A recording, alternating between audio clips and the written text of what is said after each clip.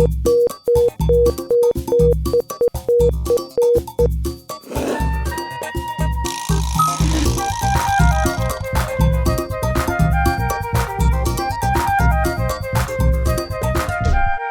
pessoal, estamos aqui para mais um boletim Eu Sou Um da Cultura. Vamos falar de cultura em Osasco? Osasco, oitavo maior PIB do país, segundo maior PIB do estado de São Paulo, maior densidade econômica do Brasil, tecnologia e bancos.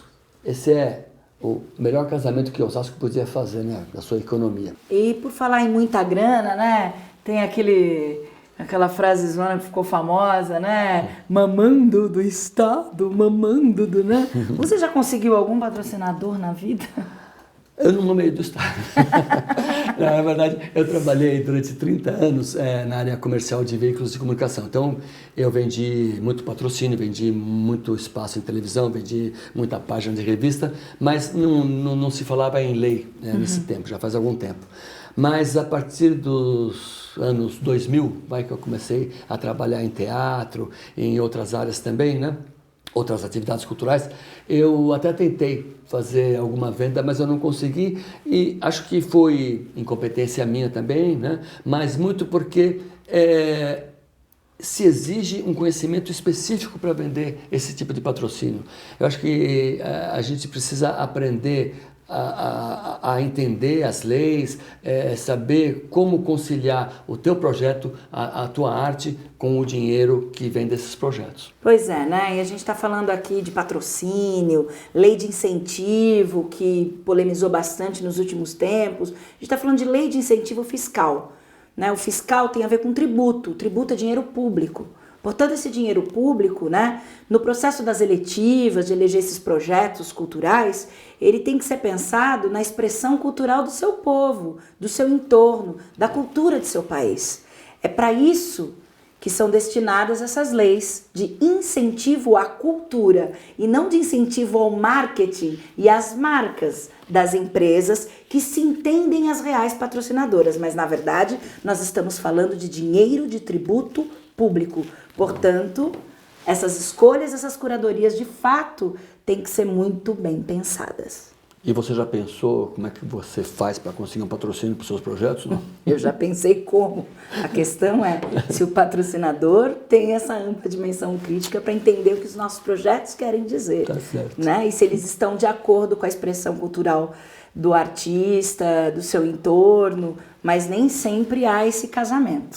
Olá, pessoal, e seguindo aqui nossa caravana, nossa trajetória, parando em Osasco, a gente vai falar com ninguém menos que o Rock. O Rock é um mestre da arte sertaneja. Lembrando que quando a gente fala arte sertaneja, a gente está falando de um enorme sertão do Brasil.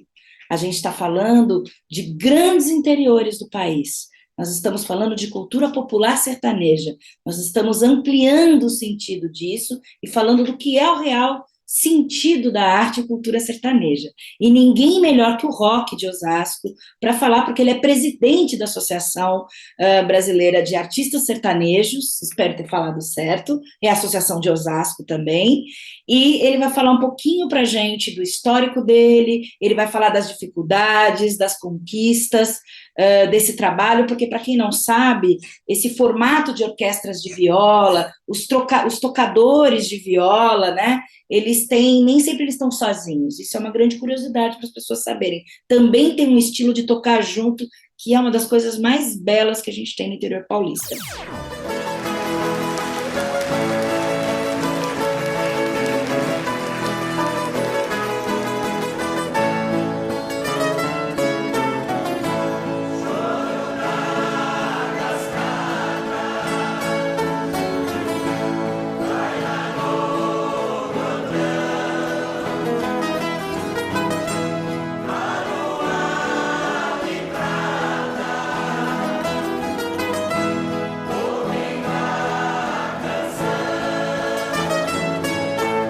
Rock, em primeiro lugar, eu queria que você explicasse, contasse para as pessoas um pouco da sua trajetória, né? Por que a viola? Como começou? Quem é você? Fala um pouquinho para a gente.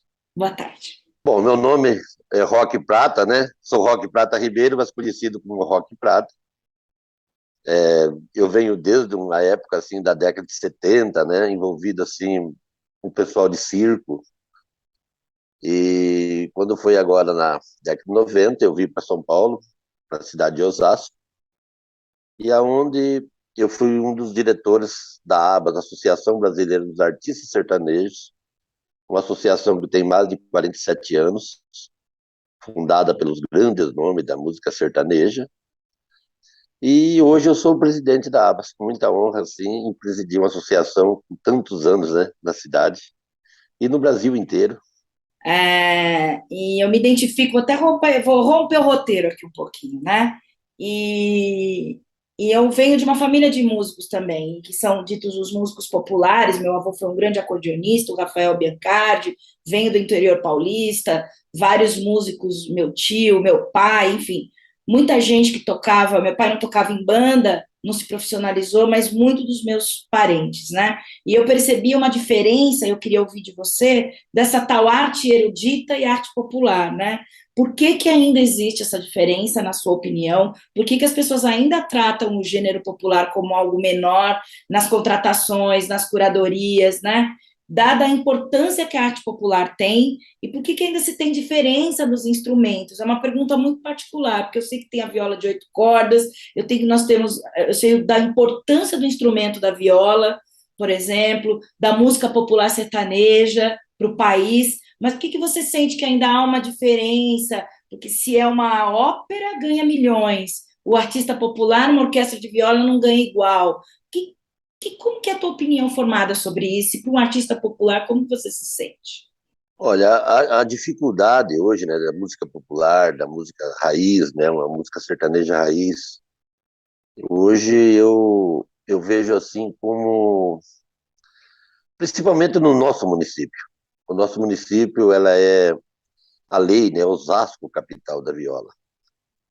E foi desde quando Osasco não era nem município ainda, na década de 60, né, as rádios, porque naquela época as rádios tocavam a música sertaneja raiz, só tocavam, já desde aquela época já existia uma discriminação. As músicas sertanejas, as músicas popular, elas só tocavam à noite, no horário, não tocava durante o dia, né? Então, se tocava à noite ou de madrugada. Aí, na década de 60, né, nós tivemos aí o Pavão do Norte, que foi aonde o Eloga, Osasco, capital da viola, ela surgiu na década de 1960, pelo radialista Pavão do Norte. E hoje, né, e isso vem até hoje, eu culpo assim um pouco, me desculpa, mas mais as secretarias de cultura dos municípios, porque se coloca na Secretaria de Cultura pessoas que muitas vezes não conhecem nem a história da cidade, não conhecem a história raiz, né, do município. Isso acontece muito com Osasco. E aí eu acredito, como presidente da associação, que isso deveria ser colocado nas escolas, né, feito um trabalho na Secretaria de Cultura. E hoje eu culpo assim também o que acontece. Quando não se tem dinheiro no município, se contrata os artistas da cidade. Quando tem verba, se contrata os artistas de valor, de um cachê bem maior de fora. Então, com isso, vai o pessoal, né, os nossos artistas de música raiz, da música popular, que da cidade vai ficando sempre para trás. E isso acontece em todos os municípios. E nós fazemos de tudo para reverter essa situação. A ideia desse programa é propagar, né, de fato, quem a gente é como artista popular. E aí eu queria perguntar para você, você já respondeu um pouco da dificuldade, né, com a gestão, enfim, de cultura, as gestões do interior, mas em termos nacionais, ou mesmo estadual, que tem as leis, né, PROAC, essas outras leis, a própria agora teve Aldir Blanc, né, para ajudar na pandemia, você vê que os grupos, os violeiros, os sertanejos têm conquistado alguma coisa, eles conseguem desenhar um projeto, conquistar uma verba, Isso ainda precisa de uma orientação, o que que precisa ser feito em torno disso? E, por último, você já deixa na rabeira aí, já na sequência, o que que você sonha, o que que você deseja como um presidente de uma associação tão importante e para os artistas da sua cidade? Olha, nós tivemos uma lei Rouanet. Aí veio a lei Aldir Blanc. As dificuldades, ela continuou. O que acontece? Os projetos, para se fazer um projeto, você levar talvez uma Secretaria de Cultura, você ter uma pessoa que te apoie, é muito difícil. Sempre existe a burocracia. A facilidade de um artista grande, que já está lá num patamar maior, ele tem seus escritórios, ele tem pessoas que escrevem um projeto para ele, que leva até o local certo. O artista pequeno, ele tem toda essa dificuldade. É muito difícil você chegar lá com um projeto e esse projeto ser aprovado. E a gente espera em Deus que isso mude. O trabalho da nossa associação é uma associação fundada há 47 anos na cidade. Fundada pelos grandes nomes da música sertaneja. Nós somos um terceiro setor. A nossa associação, ela nunca teve assim, uma ajuda, tanto municipal, estadual e federal. Nós sempre mantemos nossa associação com associados. E é difícil você, do terceiro setor, hoje trabalhar sozinho. E quando você vai buscar um apoio, você não tem o apoio. E quem que seria o apoio? Para mim, o primeiro apoio teria que ser da Secretaria de Cultura. E esse apoio você muitas vezes não tem. Ela é a luz que me ilumina, Deus da minha sina, minha estrela de ouro. Aí você me fez uma pergunta como presidente, o que eu sonho com o artista? Meu sonho é muito grande. A minha dificuldade ela é muito grande na associação. É quando você vai em todos os festivais, eu viajo o Brasil inteiro. Eu estive esse mês passado na cidade de Pochorel, no Mato Grosso. Eu estive em Campo Grande, em Rondônia. Essa semana nós estivemos num festival na cidade de Pardinho. Então, o meu sonho para o artista pequeno, eu trabalho assim, não é que eu falo pequeno, me desculpa a palavra, mas o artista que ele necessita mais. É que as portas fossem abertas, que fosse mais simplificado o artista chegar até onde ele vai buscar ajuda. A nossa associação, ela ajuda muito, ela faz a parte dela, ela tenta pelo menos ajudar. Mas aí vem, com perdão da palavra, aí eu vou falar política muitas vezes. Você vê a ABAS, ela é uma associação com 47 anos no município. E nós tivemos um grande problema agora com a pandemia. Os artistas foram os primeiros a parar e são os últimos a voltar a trabalhar. Passaram muita necessidade. E logo nessa época da pandemia, nós tínhamos a nossa sede aqui em Osasco. Já tem poucos pontos culturais. Tem poucos. E o pouco, o político ainda consegue tirar. Cada dia que passa é pior nossa situação. Não temos mais o que comer, tá faltando o leite e o pão. E foi naquele momento, em meio à sua oração, que ela ouviu uma voz. Osasco, ela tem a primeira orquestra de violeiro do Brasil, que também precisa de um apoio. Então está ficando cada dia mais difícil. E nós estamos indo à luta, a gente sonha, né, que os nossos artistas de ruas, artistas que se apresentam, nós temos muitas duplas de violeiros aqui em Osasco, que a gente procura os barzinhos, procura isso, procura aquilo, pelo menos para ele levantar um cachê para ele poder sobreviver. E aí essa é a nossa luta. Mas eu espero em Deus e vou continuar para que essa história mude. A gente tem um sonho para isso e eu espero em Deus que isso vai acontecer. Vem cantar de coroína, no esteio do paiol. Vem sabiá cantador,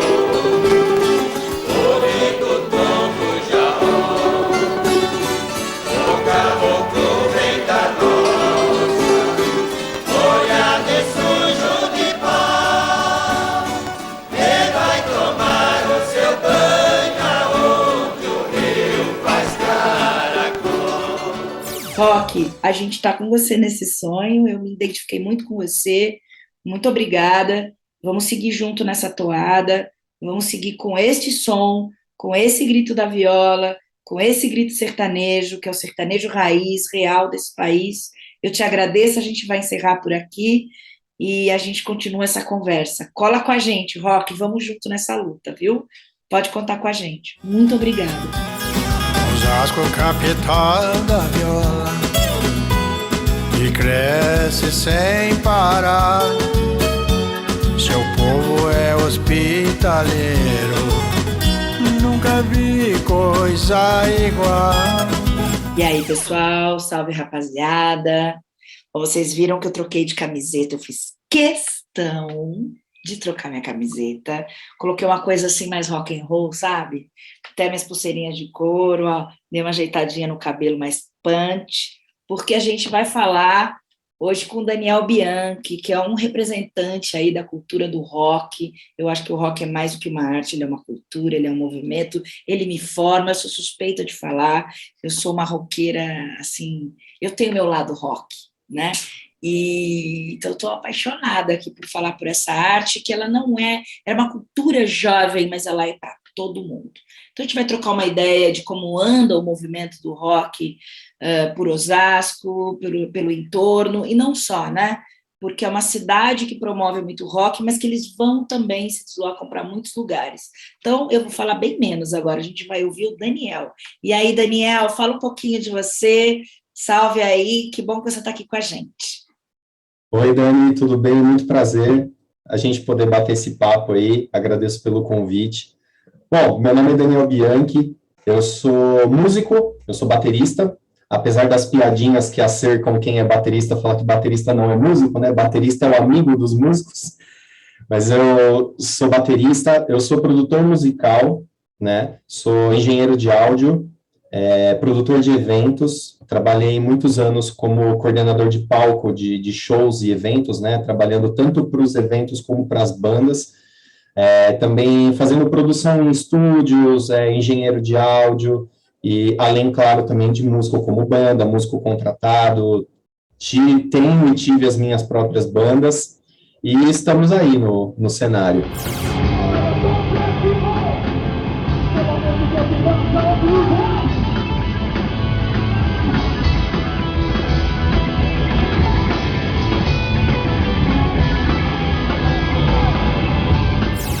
O cenário do rock, especificamente aqui em Osasco, ele está voltando a ser o que era antes da pandemia, né?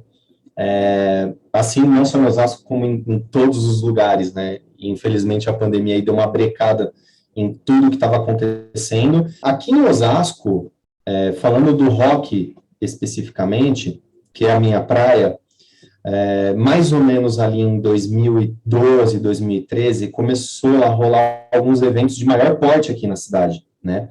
Que foi uma produtora que veio aqui para a cidade para começar a fazer esse mercado de eventos e dos shows entrar na rota dos eventos grandes aqui da região. Como eu sou de Osasco, Osasco faz parte da região metropolitana de São Paulo, né? Está coladinho aqui na zona oeste de São Paulo. Então, foram eventos que começaram a colocar o município em evidência.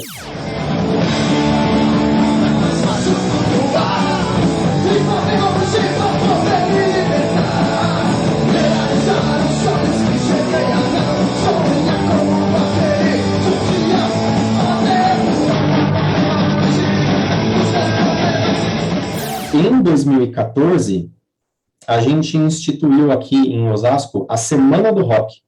Né, o Dia Mundial do Rock é comemorado em julho, né, dia 13 de julho, e aí aqui no município a gente instituiu a Semana do Rock. Então era uma semana que era dedicada, todos os eventos da cidade eram unicamente dedicados ao rock. Eram vários palcos espalhados pela cidade, você tinha palco na Zona Sul, Zona Norte, Zona Oeste, Zona Leste, Centro, e começou a movimentar muito o rock aqui no município, né? Todos esses anos, desde 2013 aí até 2019, comecinho de 2020, né, que veio a pandemia, foram anos muito bons para a cultura aqui no município. Eu estou falando de rock, mas isso acabou rolando para todas as outras vertentes também. O sertanejo teve vários eventos aqui também que aconteceram, eventos grandes, o pessoal do samba, né? Então, musicalmente falando, no geral, o município estava bem forte na questão da cultura. E as produções eram muito legais, muito legais. Era sempre bastante gente, todo mundo elogiava, os eventos eram um sucesso muito grande. E aí agora, com o final da pandemia, o pessoal vacinado, as coisas voltando, os eventos voltando, o município aqui, né, junto com a Secretaria de Cultura, eles também estão com ações para que Osasco volte a ser culturalmente o que era na pré-pandemia.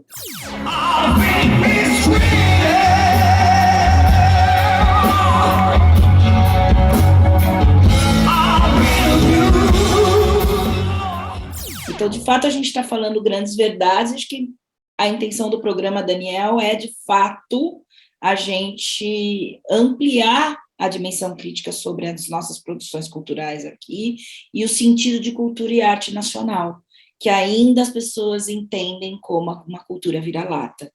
Algo errado, algo preconceituoso, né? A gente tem grandes produtos e grandes materiais, né?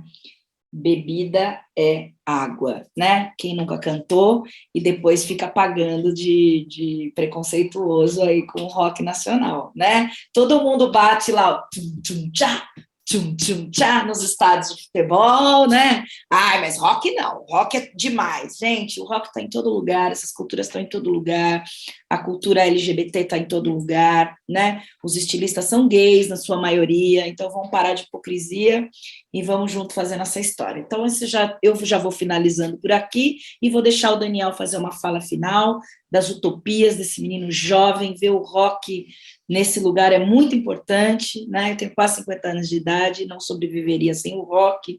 Então, quais são as suas perspectivas futuras, suas utopias como um jovem? O que você quer do rock? O rock é poesia, né? Então, traz um traço poético aqui para a gente também. E eu já encerrei, tá, gente? Porque eu já falei demais. Eu queria só fazer uma reflexão mesmo. Legal. Eu acho que o rock ele sempre foi pautado por essa postura meio revolucionária, né? De questionar, de ser contra o sistema, né? Então, eu acho que está faltando um pouco disso também, né? Eu acho que está faltando um pouco do rock voltar a ser o que era isso, né? Contra o sistema, não importa contra quem, é contra o sistema, tem que ser revolucionário. E, olha, a minha utopia é justamente essa, foi o que eu comentei. Eu gostaria eu acho que o rock voltasse a ter uma maior expressão na cultura brasileira. Na cultura mundial é mais comum, mas acho que na cultura brasileira eu gostaria que o rock voltasse a ter mais força igual foi antes, ou até mais do que foi antes, né? Porque a gente está num momento em que você tem tantas ferramentas para pesquisar, para buscar artistas novos, e tem tanta banda legal, que faz um trabalho muito bacana e que acaba não tendo oportunidade, né? E, poxa, nós somos mais de 200 milhões, eu acho que dá para todo mundo ter oportunidade, né? Muita banda, muito artista. Então, o meu desejo é esse, é que o rock volte a ter o seu espaço merecido na cultura brasileira.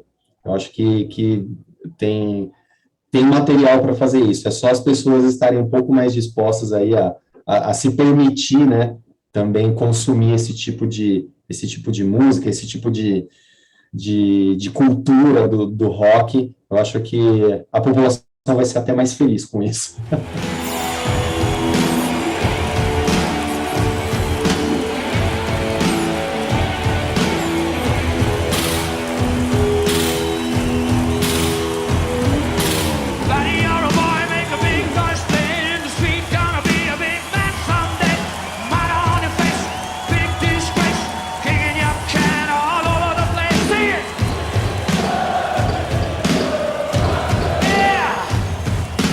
We will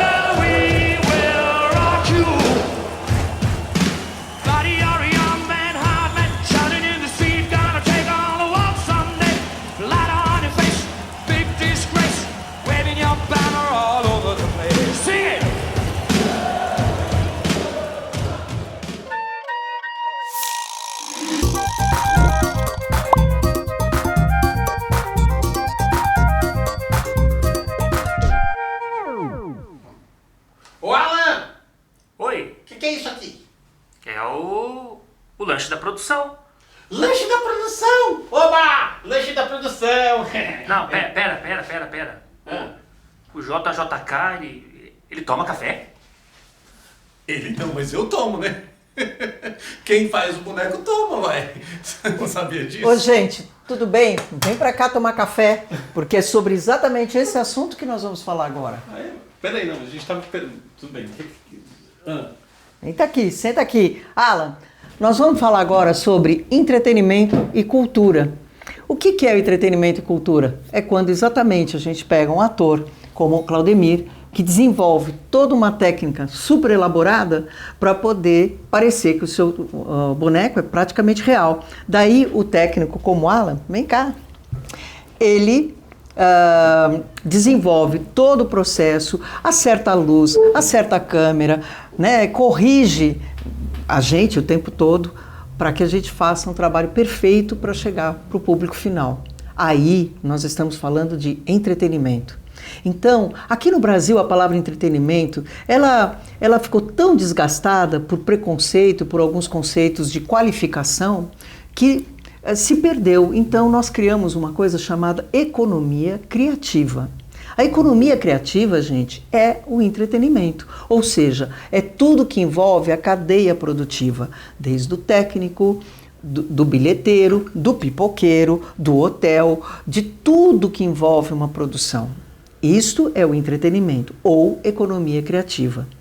E a cultura, que poderia ter milhões de maravilhosas traduções e significados e interpretações ditas por importantes filósofos e pensadores, neste momento eu traduzo apenas como um processo criativo. Né? Para ser simples, porque nós estamos falando aqui de setor, para nós entendermos uma coisa e outra. Então, o Claudemir, com o seu boneco, ele faz todo um processo gigante criativo, estuda, pesquisa linguagem, pesquisa posição, pesquisa como falar, o que o público percebe. Quando ele decide levar esta atividade para você, para o público final, ele entra para esse outro universo. Daí ele precisa entender de leis, ele precisa entender de contratos, de pagamentos, de veiculação, de uma série de outras coisas. Infelizmente no Brasil, as leis de incentivo historicamente privilegiam o entretenimento mais do que os processos criativos, porque eles colocaram as duas coisas juntas no mesmo balaio. O que nós temos que fazer é tentar separar, e nós, do setor da cultura, compreendermos cada vez mais o que é cultura e defender o processo, porque é ele que vai trazer o diferencial nosso como identidade, como país. E, obviamente, entendermos do mercado e do entretenimento para que a gente possa sobreviver de cultura. Gente, numa produção cultural, essa é a melhor hora. Vamos embora! Grande beijo para vocês. Sirvam-se. É importante a gente trazer aqui que esta série do Boletim de Notícias Sou Um, Sou Uma, Somos Tantos da Cultura, com recursos do PROAC, direto 38 da Secretaria de Cultura e Economia Criativa do Estado de São Paulo, pela Lei Aldir Blanc de 2021. Isso nos permitiu trazer as atividades de 13 importantes cidades do Estado de São Paulo. É isso aí. Nesta série, passamos por Osasco, Santo André, São Bernardo, São Caetano do Sul, Diadema, Barueri, Embu das Artes e Guarulhos. Também o programa passou no primeiro semestre por Santos, Jundiaí, minha cidade, Piracicaba, São José do Rio Preto e Mauá. O negócio é o seguinte, esse estado tem muita atividade cultural e muita coisa linda pra gente ver e conhecer. Importante olhar para essa produção. Somos quantos? 2,5 milhões de pessoas que atuam no setor de alguma maneira. E 44 milhões de público com a maior renda do país. Vamos apoiar a cultura! Bora lá? Faltam só 632 cidades. Eu quero começar agora. Sou Um Cultura.